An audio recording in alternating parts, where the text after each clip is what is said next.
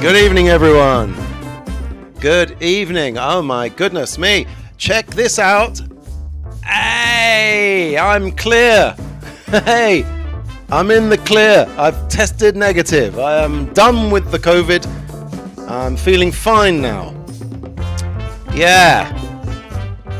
And let me tell you, I could handle it. Luckily, I was vaccinated, so it didn't hit me too bad. And now I've not only been vaccinated, but I've had the bug as well. So I'm doubly immune. How are you all doing? I almost didn't do the show this week.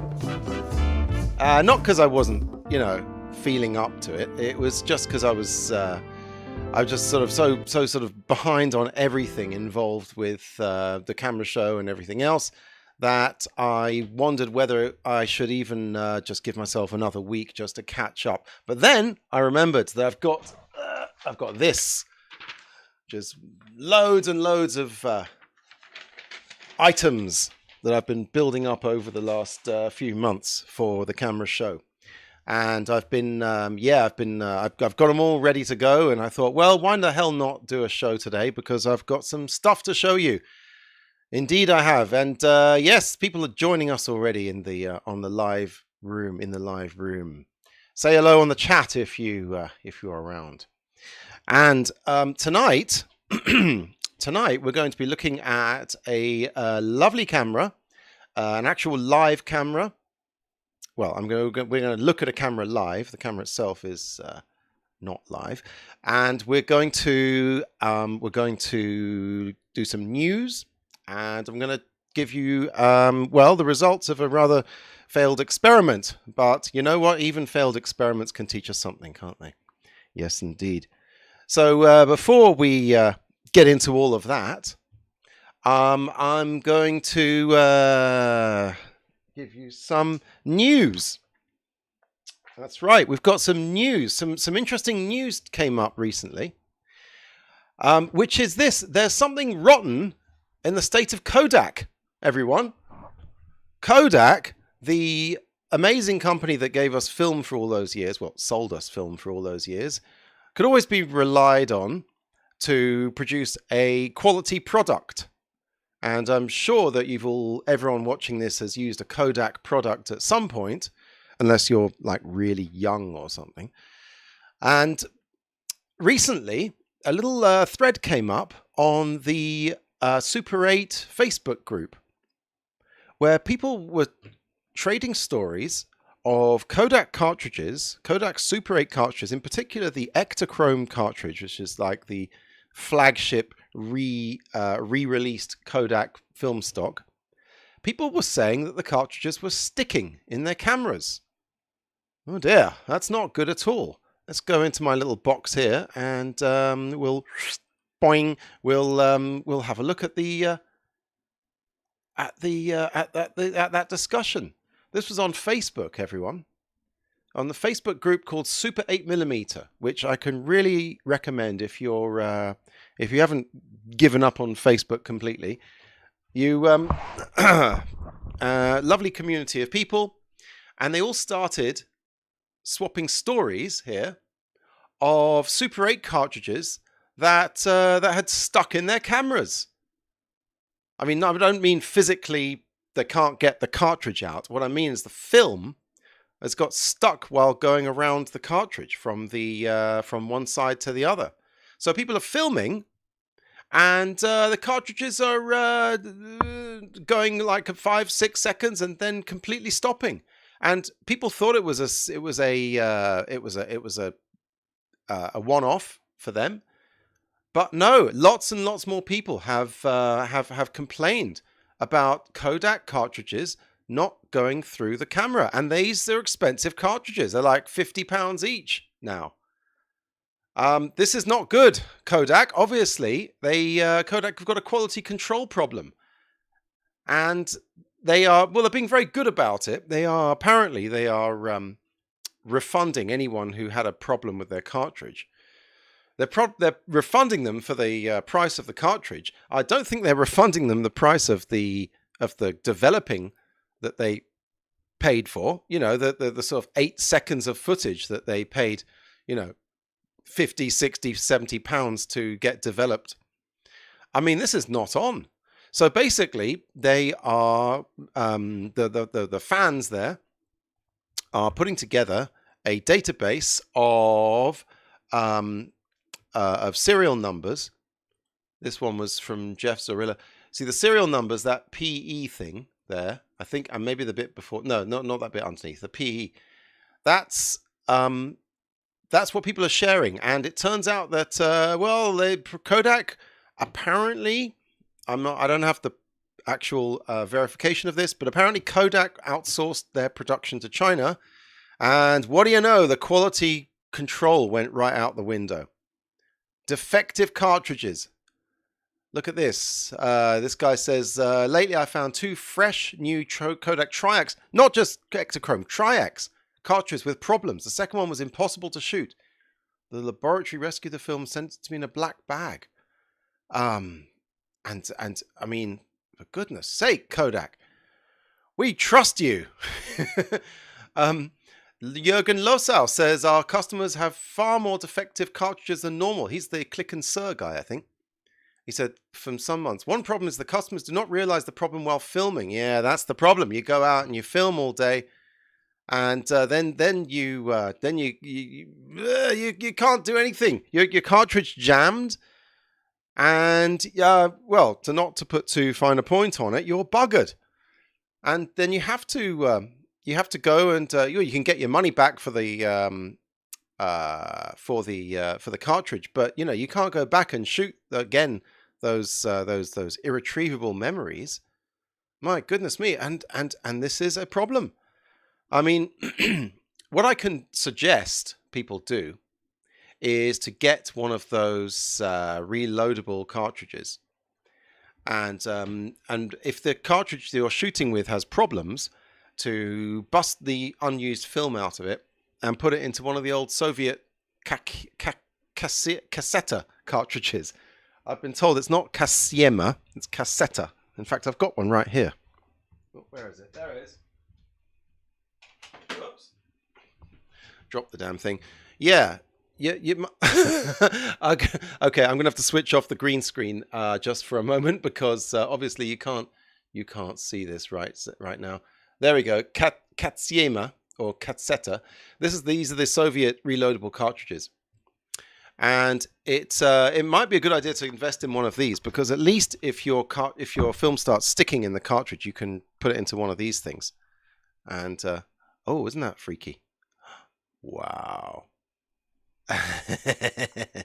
Yeah, so you might want to get one of those, and you can at least rescue some film that's got stuck in your Ektachrome. But this is really unacceptable for Kodak. I mean, this is a big problem. I mean, it was only a couple of weeks ago that I was talking about the Smarter Everyday guy doing a walking tour of the Kodak factory, and they really looked like they had their shit together in Kodak, and I'm sure they do.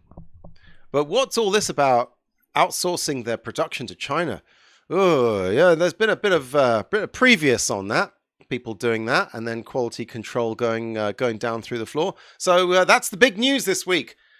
Watch out for Kodak. It seems that some of the cartridges are sticking. And yes, a bit of a sticky wicket for Kodak there. Right. Let's get on to something else. Back into the box. Back in the box. Back in the box. Back in the box. I'm too scary out there. There we go. That's better. Excuse me. Looks just like water, doesn't it? Right. What have I been up to this week? Well, not necessarily this week, but I tried an experiment. Yay! I tried an experiment. What I did, I'm going to show you what I did. Let's go into the screening room. Okay. So, this is a Chinon standard 8 camera. Not one of the best they ever made. The coloring and the materials look a bit... Where have I gone? Let me pop up here. The coloring and the materials look a bit like World War II surplus. But what I did was I got one of these Chinons. The reason I used this one, which is actually not that good a camera, I think I've talked about it before, but I don't know. But I put some standard 8, some UN54 in there. Oh dear, look, the handle's a bit loose. That will come back to haunt me. I put some standard 8 black and white film in this thing. And the reason I used this was that it has, I'll turn it over, come on. It has a, oh, well, you can see the, I'll show you the film in here in a sec. It has an electric, well, an electronic start-stop hole in it. Basically, you can start and stop it without one of these sort of these things, the mechanical shutter release cables. You can do it with a with an electric one, which is important, as I'm going to show you. Okay, I stuck the camera on a magic arm. What am I going to do with it on the magic arm? This, by the way, is a magic arm. This thing, let me just go back a second here. This magic arm is something that I urge anyone who's into cameras to get. It's the hands down the most useful non-camera item, camera accessory I've ever bought. Look at this thing. You clamp that end to anything, and it's got a sort of an arm here, and it's got a camera mount on the end, and you can basically clamp that camera to anything whatsoever. So that's the inside of the camera. 2 standard 8 reels there, UN54, so as normal. Okay. So what I did was I connected the camera to a little time-lapse box that I have through that little socket there. That socket is a micro jack socket, which is pretty standard on these things. Oh, it's a mini jack, actually. It's not a micro jack. I had to use that adapter. Okay, then I connected that to this little box. Now, this is a lovely thing that Mr. X made me. It is a timer box. When you switch it on, it gives pulses. See that flashing light there? That's 1 pulse every so often. And that knob, oops, that knob up there. Oh, where's my finger? There we go. The knob next to it, I've shown you this thing before. The knob next to it changes sets the interval between the electric pulses that this thing gives. So it gives electric pulse every so often. I hooked it up to the camera, and that means that the camera, hear that? Yeah, it's taking frames. It's taking a frame every so often. And that means that the camera can be used for time lapses. So what I did, I mounted it in my van with the magic arm. I put that kind of neoprene thing underneath just so it doesn't rattle against the dashboard. And I drove for about an hour and a half. I was on my way to visit someone. And I thought, I know what I'll do. I'll make a time lapse of the entire journey, frame by frame. Yay! Isn't that great? You know? Okay, starting off with this brick wall here, and then switch that on and listen. Listen out. There we go. And so every so often, I set it for about every 5 seconds. So I took 1 frame every 5 seconds. Hooray! And that means that when I play the film back, the idea was that the entire trip to wherever I was going, the hour and a half trip would only take like a couple of minutes, really fast. Great. And so basically, I have a standard 8 dash cam going on here. There it is. You can hear it every so often. Yeah, it makes a little thing. Okay, that's the theory. Now, the practice was a bit problematic, let me tell you. I'll tell you what. The problem was that every time that thing was triggering the camera, it wasn't triggering exactly 1 frame. What it was it was actually just powering it up for a fraction of a second, which meant that the camera didn't have a chance to complete its single frame, open the frame, open it up, move the film down, open it up, and then stop, and then move it down again.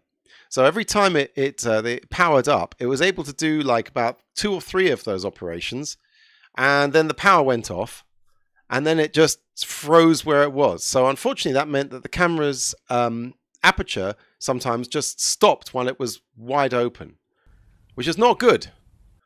Well, how bad is it? How bad did it come out? Well, let's see the footage. Let's see the footage. Okay, and I better warn you right here. It ain't good. So, well, should we put some music on while I'm putting it on? Why not? Here we go. Here's the dash cam, the time-lapse standard 8 dash cam results. And my God, they're awful. I mean, the development wasn't all that good either because we were doing some more experiments with it. Here we go. Wait in a second here. All right, that's that brick wall you saw, and we're off. Oh dear, oh dear. And then the thing kept sort of freezing, kept stopping, and then when I hit it, it would take a few frames. Ooh, Jesus, it's awful. Oh, you get the idea. I mean, something came out at least. See all those white flashes you see there? Yeah, yeah. That's when I'll see if I can freeze it on one of those. That's when it stopped there, like that. It stopped with the aperture wide open. So you got a completely bleached out picture there. Well, and I had to hit the thing as I was driving a few times, and it would start rolling normally like that, and then it would take some more frames, then it would seize up, then I'd hit it again, then it takes some, would go a bit further. Oh my God, awful, awful, awful results. And then it would start filming. That's just normal filming. I mean, the normal filming doesn't look much better than the actual stop frame. Ah, well, you know, it is what it is. I mean, you get the idea. It was not good, and to be honest, freeze framing on a hey, there's my van. Yeah, pretty awful. And then what I did was I decided that the stop motion wasn't working all particularly well. So what I did was I just set it off to run to the end of the film, and this was at night time, and I was using a different camera. I was using a camera that unfortunately has got some focusing problems. So we've got some nighttime shots here. I mean, you can barely see what the hell's going on here. It's blurry, it's underexposed, it's badly developed. I mean, what the hell use is this footage other than just gash, let me tell you. So, you know, hey, I share the good, we got to share the bad times and the good times here. And yeah, this was not a particularly good, particularly successful experiment. At least I knew that camera's got an issue with the focusing. Hey, Peter's in the house. Hey, hi Peter. So yeah, this was unfortunately what I got out of. This is what a Super 8 dash cam, a standard 8 dash cam looks like. Black and white, blurry. If I'd have had an accident, I would have been banged to rights because no one would have. The evidence wouldn't have shown anything. Can you imagine bringing this up in court and saying, yeah, well, having to explain to the judge. Actually, of all the people in a courtroom, a judge should be old enough to know about standard 8. Still, it was not a particularly successful result there. But hey, you know, got to get through the bad times to get to the good times. What do you want from me? I'm going to try that again. I'm going to try it again with some better film and a camera and a more a more suitable setup. So I know now not to try and do that again. Right. So that's the end of that. Now, what else we got? Oh, here's some fun. We're going to look at a camera now. Yay! We're going to look at a camera. Yes, this is. Let's get back to my roots on this show. We're actually going to show some cameras here. So, again, off I go into my little box. Boing, whoosh. There I am. Let's get rid of the. Oops, not that background. Let's get rid of this background. And switch on the DSLR because I'm going to show you a rather wonderful camera which I may have shown you before. I don't know if I showed it to you before. You know what? I've shown so many damn cameras on this show that I'm not even sure if this is one I've shown you before, but I'm going to show it to you anyway because I like it and it's a great camera. Right, here we go. Ladies and gentlemen, please say hello to the Bell and Howell Auto Load 429. The Bell and Howell 429 Auto Load. It is a rather compact camera. This came out in the early 60s. This is one of the first generation of Super 8 cameras. Came out around soon after Super 8 came out in 1965. And the quality of it is actually really good. Like like a lot of these early Super 8 cameras, it's metal. Let's have a listen. There, see? No plastic on this jobby. Well, let's start with the batteries. I always start with how to power it up. It's rather mysterious. You've just got this little sliding switch here. You slide it, and what happens? Nothing. Nothing. This thing is still... What you've got to do is kind of like pull it upside down to pop this little bit out. Whoa! And there it goes. Oh no! The battery went on the floor. Uh-oh. I better get that. Yeah, so here's how you... So this flap comes off, and there are the batteries there. In fact, let's put a battery in there. Let's put another battery. Luckily, I have a few batteries. So let's get the battery. I discovered that it's... Oh dear, look at that. That battery's gone. Oh, it's just moldy, that one. Here's more like it, an energizer. I'm mixing Duracell and Energizer. Ooh. So I tend to need to put them both in and then sort of balance them together and then sort of like just push the thing down in the middle there. Oh, and that one's popped out. Oh, God, this is going great. Okay, that should do it. Yay. And then this flap, removable flap, goes back on. Somehow here. There it goes. And then you switch this here. There we go. Now it's powered up. In fact, let's get this microphone on this in a sec. How do you start filming on this thing? Well, it's got this button on top here, which... Let's go. There we go. Button on top. And it's not just... doesn't just have the button on top. The button on top, you know what? It reminds me kind of one of those Lycina specials, Lycina Supers, really. I know Lycina is like this top quality camera, but it does have a button on top like this. And before I go any further, I'm going to show you something which I had to buy on eBay. This I got for free from my friend Mr. X, very, very kind of him. But then I discovered that it actually has a handle, this thing. It's very nice and compact and quite heavy, but it's a good solid camera for just taking around. Good one for traveling. But I looked at pictures of it online, and I discovered that it actually has a really, really groovy handle. And when I say groovy, I mean groovy because it's a 1960s camera. And I actually bought a handle, just the handle, off of eBay, which looks like this. Which is, the hell's going on with this thing? Let's put it on the camera, then the thing will be completed. But before I put it on, just watch, look at this button here. If I press this button, look on top here. Oh, who's that? Little fella's come out. Hello. Boing. What's the reason behind that? Well, because this camera, once you've screwed it into the tripod mount, that this little thing goes into that little hole here. Let's just stop messing around and actually screw the thing in. So it screws in like that. There we go. And once that's screwed in reasonably tightly, like that, I'm going to tighten it all up with this, of course, with a coin. There we go. Now, that's more like it. Look at that. Is that not an amazing piece of 60s design? In fact, so I'm going to push this button in here. The button here now is the one that starts it up.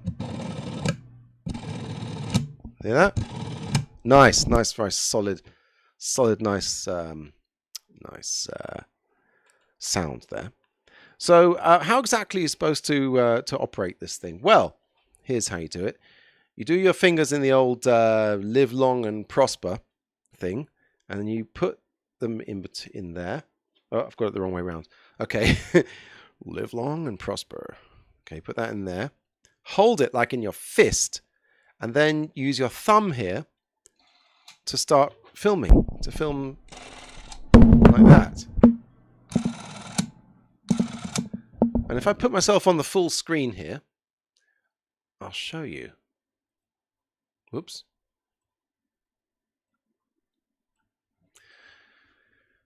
So you hold the camera.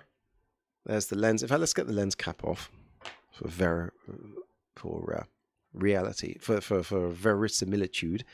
And there's the camera. Isn't that the most amazing 60s design there?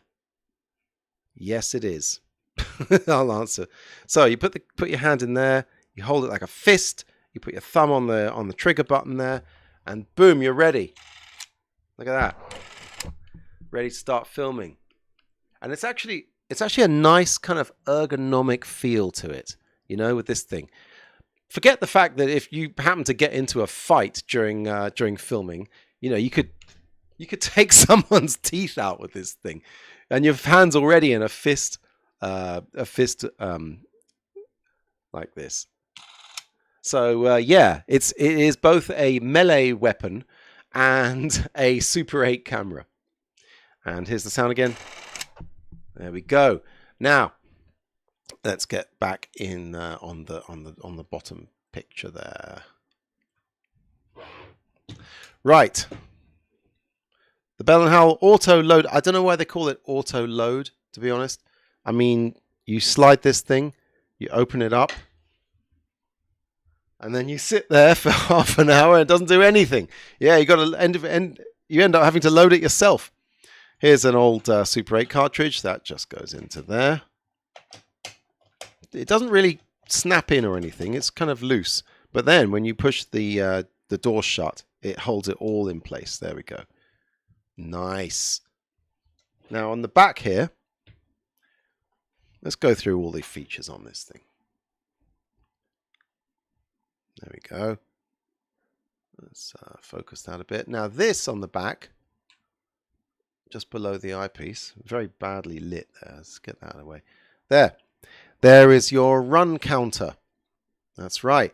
So it says S and end. S being start. I'm running the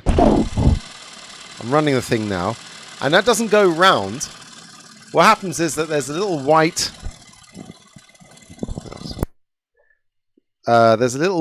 band here, which slowly goes from S, and it goes all the way past the S, all the way down to end. It's not actually moving right now because the film cartridge in there is a doff one. It's a blank one, but it doesn't go round. It just a sort of a white progress bar just goes from the top all the way to end at the bottom. And when you take the cartridge out, that thing flips back to S for start. Okay. Now, what else can we show you here? Well, let's get a damn thing back in focus now. There we go. What else can we show you? Well, on the lens here, what features do we have at the lens here? Well, it's got a focus and a zoom, and I was there we go. So the zoom, the whole thing goes around like that, and this goes around for focusing. Let's see, it'll go from 3 feet, less than a meter. You can go from 3 feet away, 6 feet, 10 feet, well, obviously all the way up to infinity. And it's got this black dot here, which I think is one of those things where if you've gone and if you set it to there, you can sort of forget about all the other focusing you have to do, as long as you've got enough light and you don't get too close to the people. So it's got a zoom, it's got a focus.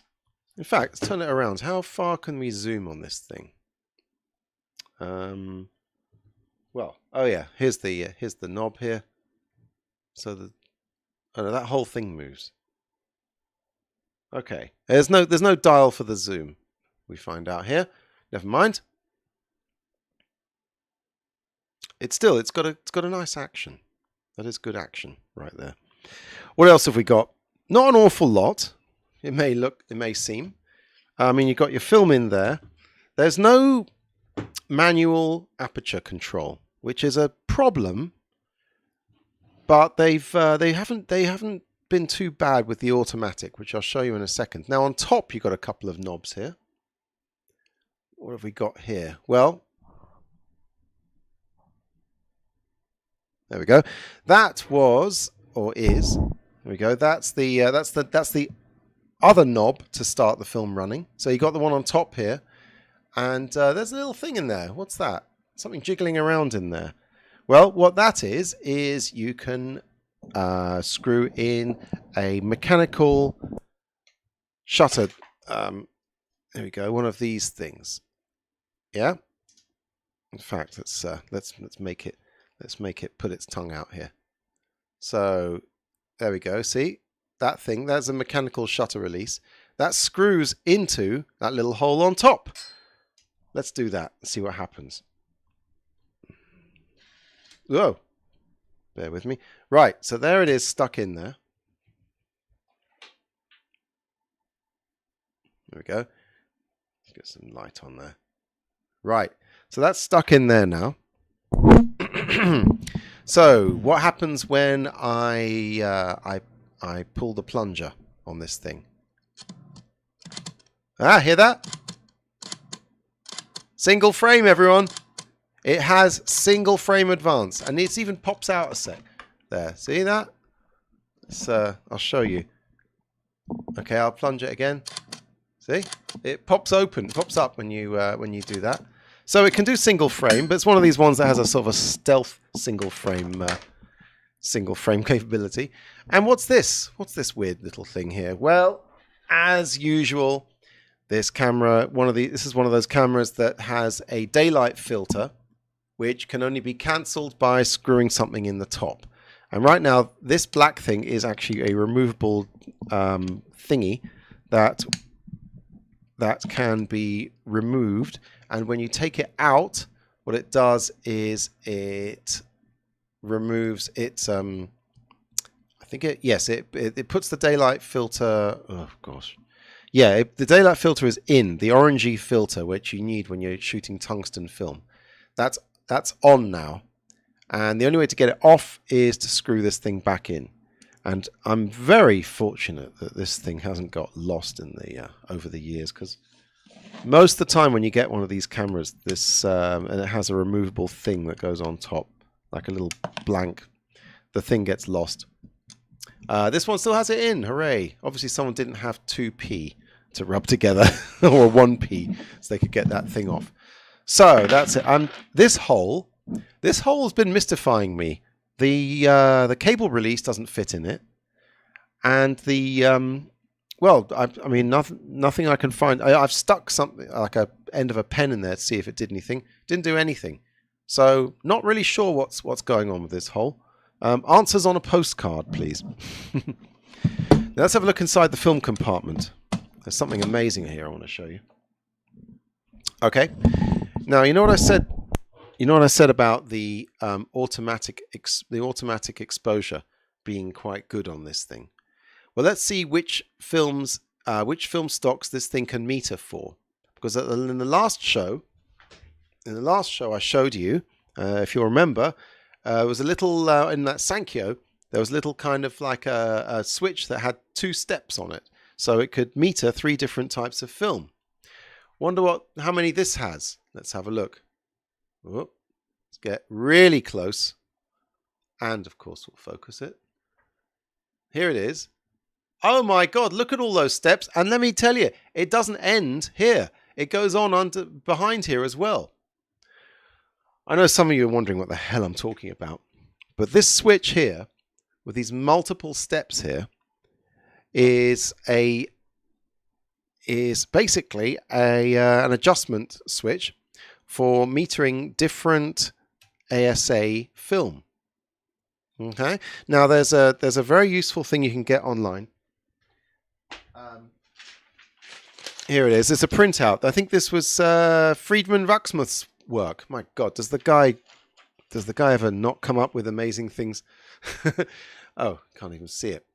You can print this thing out, and it comes up real size, and you can use it to measure your camera, and in fact you can measure your cartridges as well to see what ASA they all are, because like I showed you last time, your cartridge's ASA, or its ISO, or basically its sensitivity rating, is determined by the width of this notch here.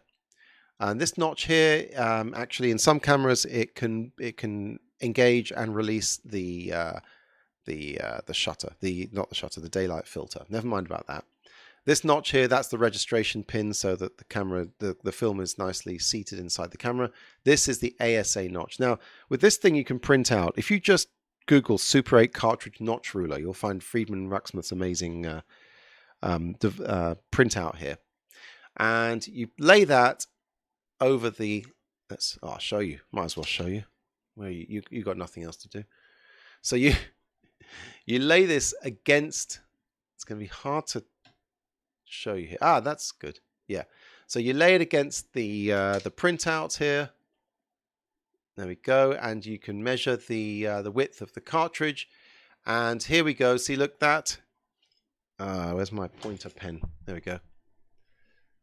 See, it says. See, it says K40 here. That means that's 40 ASA, and this width here. It lines up exactly. Whoops, there we go. Lines up there to 40. Okay, that's how this thing works. If this notch was wider, it would go up to 64, maybe 100, 160, whatever. Now, when you put the cartridge into the camera, and I'm really sorry I'm repeating myself. I've gone over this in many different shows before, but let's just show you because it's a good way to show you. There we go. See that cartridge?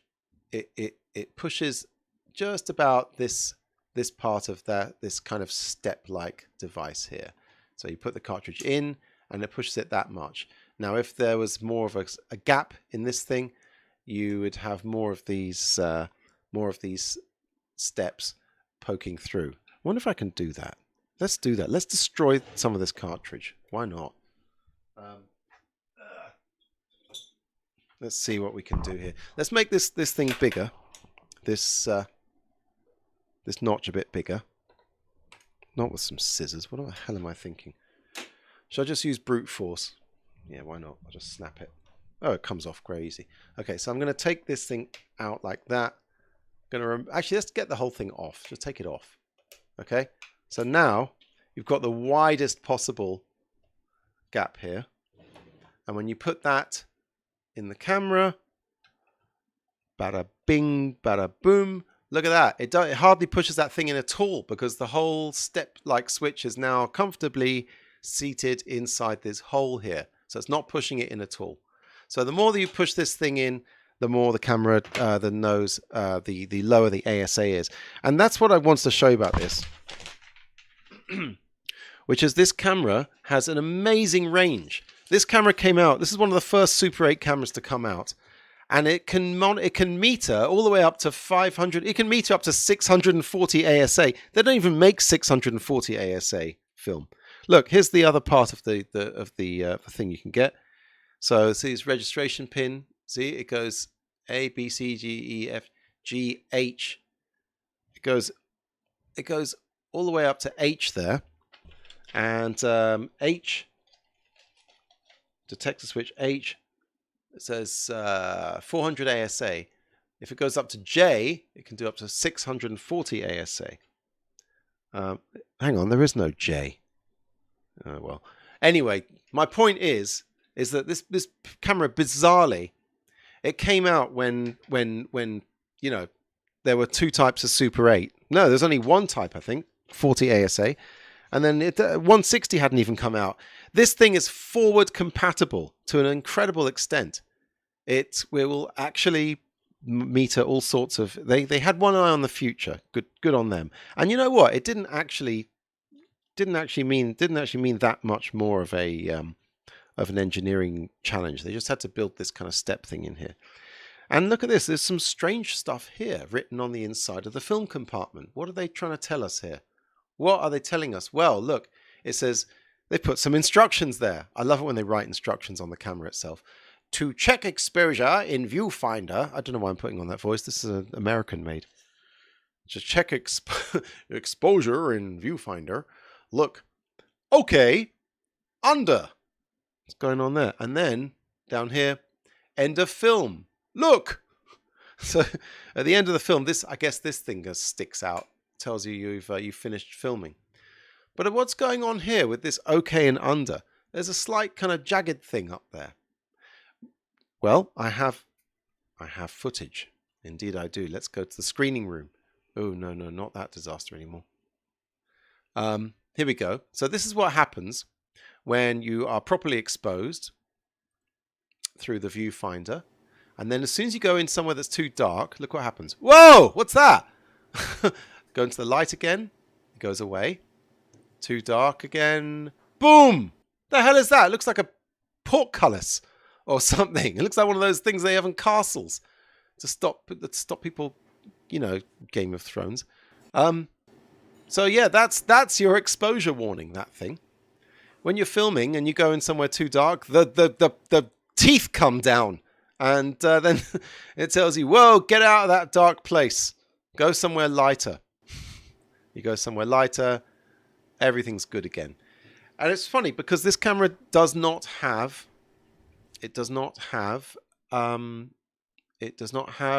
manual exposure. You cannot override this thing. You basically have to put your faith and everything into the hands of the B&H Bell and Howell auto load and just trust it that it knows what it's doing. Yeah. So let's have a look at some footage that I shot with this thing. There is no better way to see if this thing is any good than to actually go out into a few different places and do some filming. So what? Nothing's annoying me. What have we got here? Well, let's put on some music while we do it. Oh, it's the same music. Okay, no, different. Let's have different music. Yeah, there we go.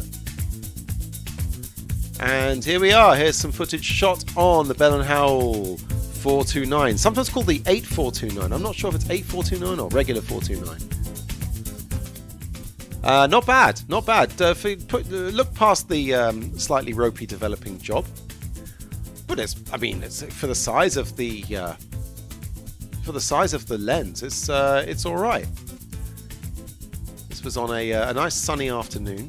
Unfortunately, I had a brain fart while filming this, and I for some reason I thought the camera was fixed focus, so I didn't actually do any focal adjustments when I shot some of the early part of this. And then I realised, oh god, it's been look at that. That's a really nice building. That's the Express building, I think. No, it's not the Express. Some building in the City of London. Now, yeah, unfortunately, yeah. So the thing was obviously set to the middle distance, not to infinity.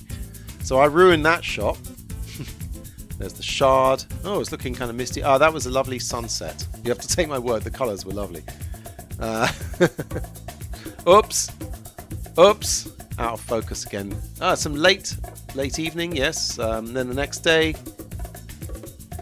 Yeah, the next day I went for a walk. Oh, I'm walking the Capitol Ring with my lovely wife there. Today, this time was in, I think, Wimbledon. Is that Wandsworth Prison? It was Wandsworth, yeah. I think I've shown you this when I was showing you something to do with developing. I probably showed you this footage before.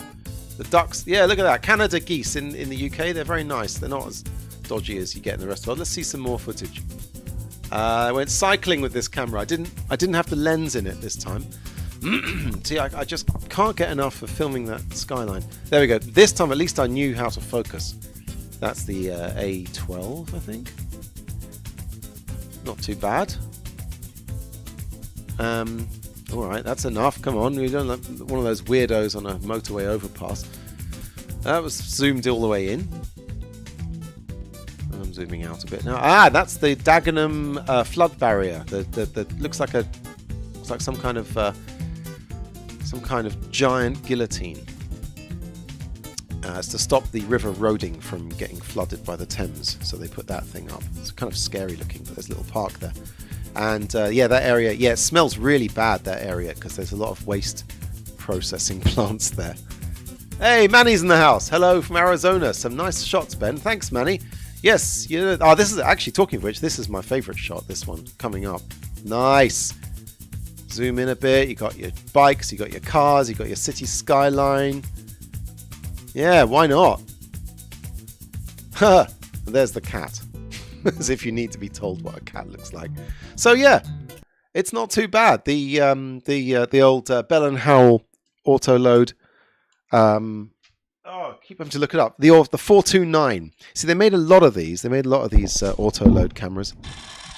But this is, I mean, again, style. It has just the most amazing style to it. You know, part of Super 8, in my opinion, is not only to see through them and to film through them, but to be seen with them. You know, use them as fashion accessories. Why the hell not? You're going to pay enough for filming this thing, unless you go around with one of these with no film in it, just for posing, in which case you're a complete tosser. Let's see how much one of these costs. It was actually not easy to find one on sale. No, it wasn't. What have we got here? Oh, let's get the thing off the picture first. eBay. I found one here. $2.50. This is on American eBay. Holy moly, that's a decent. It came with a bag as well. Camera bag, yeah. $2.50. They say they don't know if it works. They say they've been using it as I already looked at that listing. What else have we got? There's lots of Bell and Howells that come under the name Auto Load. Watch out for one like this. Can't see it that well. Let's get a zoom up on that one. Yeah, see, they made a few really ropey ones, Bell and Howell. Yeah, smooth. I don't know if we can get a good shot of that. Actually, hover to zoom. There we go. Yeah, this was called the Super 8 Zoom. It also says Auto Load 1201. This was made later. This was made in the 70s, and I tell you, I wouldn't wipe my ass with it. It's a terrible camera. It's all plasticky. Even when it's working really well, the picture looks rubbish. So watch out if you're going for auto load. The older stuff is better.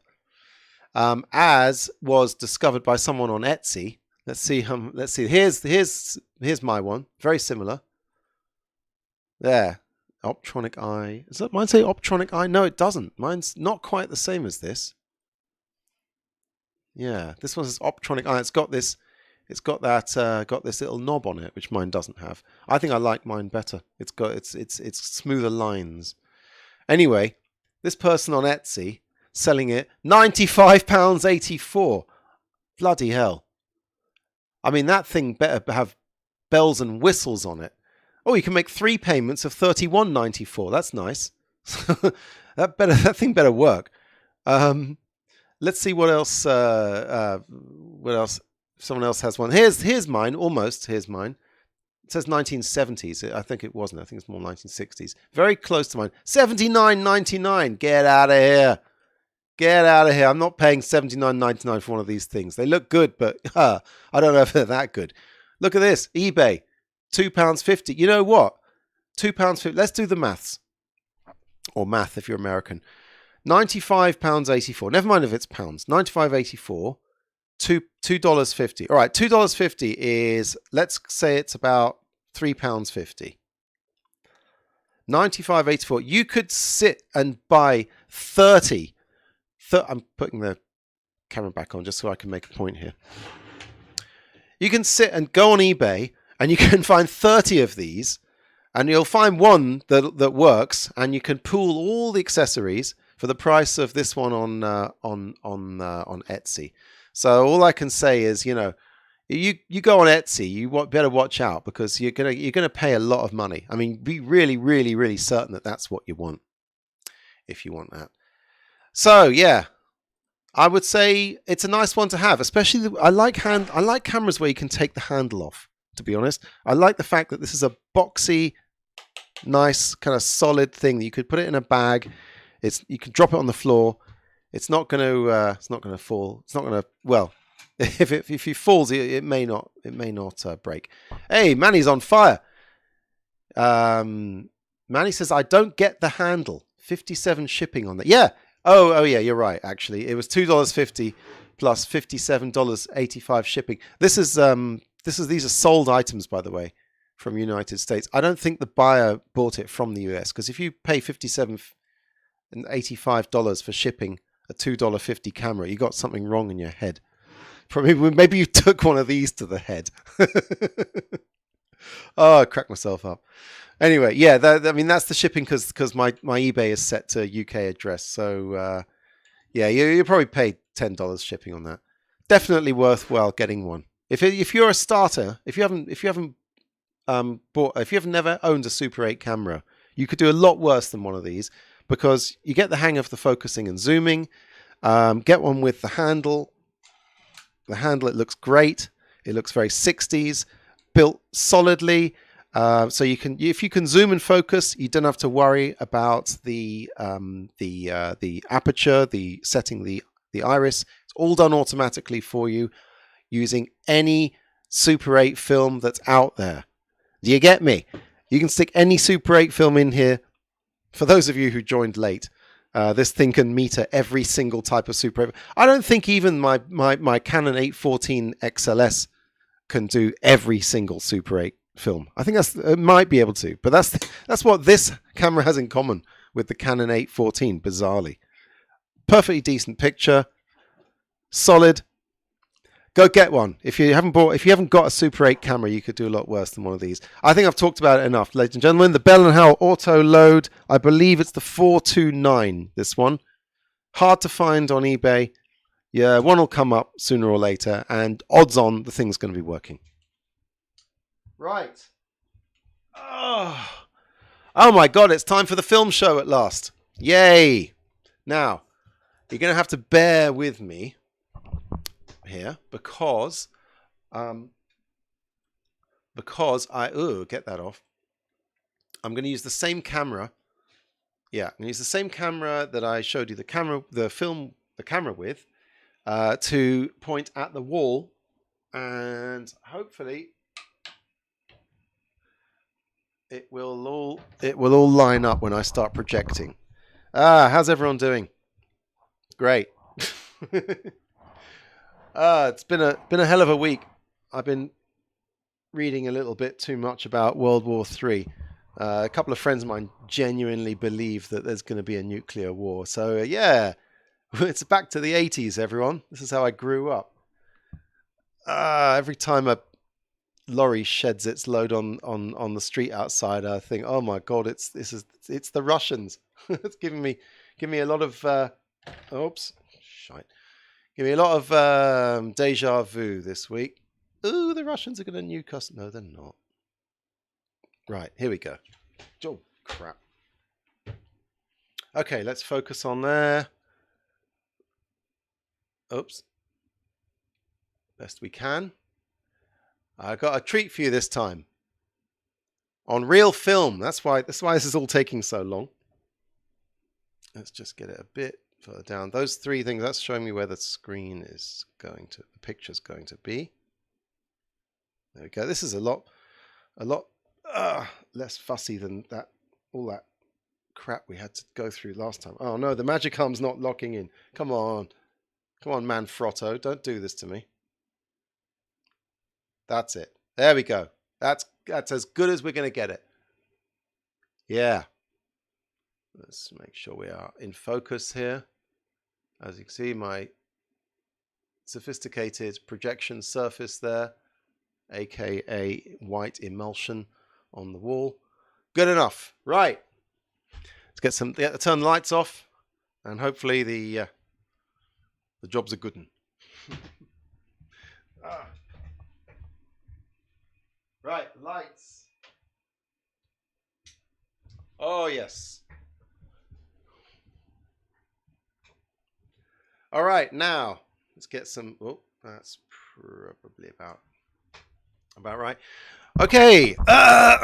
Excuse me. Those of you who are not English, firstly, well done.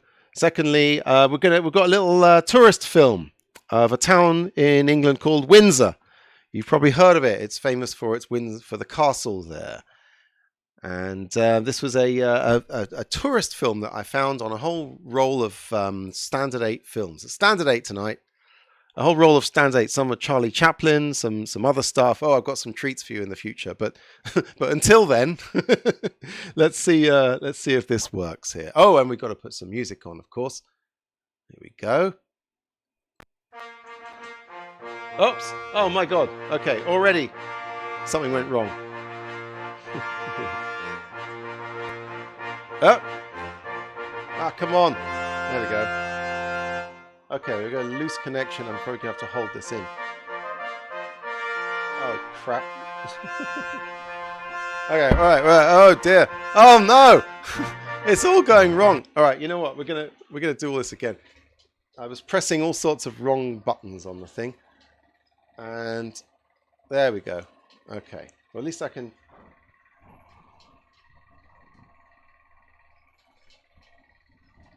Oh, I've spoiled the surprise already. All right, okay. Sorry, Your Majesty. Let's try that again. Oh, wrong music. Oh no, I'm gonna get beheaded for this kind of disrespect. Here we go. Okay, go on, Your Majesty. Go back in. Why is it doing this?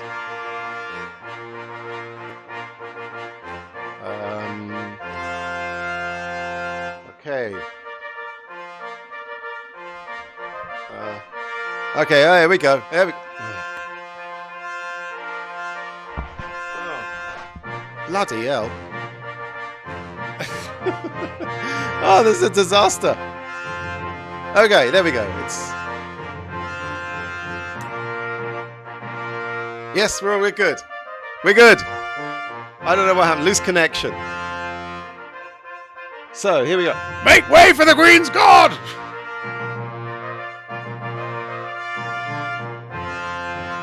There we go. Windsor Castle. I paid for that in my taxes. Make way for the Queen's God! Go look on YouTube for that. Whenever you get some tourists getting in the way of these guys, they don't mess about. Sir George's Chapel and the Horseshoe Cloisters. Really wonderful. Beautiful.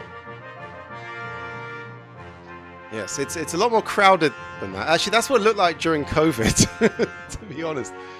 Oh yeah, this is out of focus. Ah, the Queen and Prince Philip attend the Garter ceremony.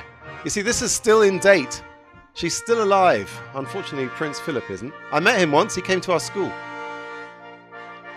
Which one's the Queen? Oh, obviously the one with the cloak. Being held up. There we go. Manny says, colours look great. Yeah, it's a shame you can't see it in reality right here, Manny. Come to London and we'll have an old film show. But yeah, I don't know. This is Standard 8. This must have been printed on some decent stock. The middle ward consists of the Norman Gateway and the Rhind Tower. Sorry, the Rhind Tar. Yeah, the round tower. Views from the top. I mean, you can all read. You don't really need to read this out for you. There we go. Very nice. And they throw people off there as a punishment. Oh, we're going to have to start the music. Have some different music. Some completely... No, let's put that... There we go. That's more like it. Remix time! Play two at once. And from the colonies, some African drummers will entertain Her Majesty while she tries not to look bored and wishes that she was home. Of course, this is home. A picturesque view across the Thames. Yeah, it is still very nice there. I mean, they wouldn't dare bollocks it up, the Queen there. Ah, there we go.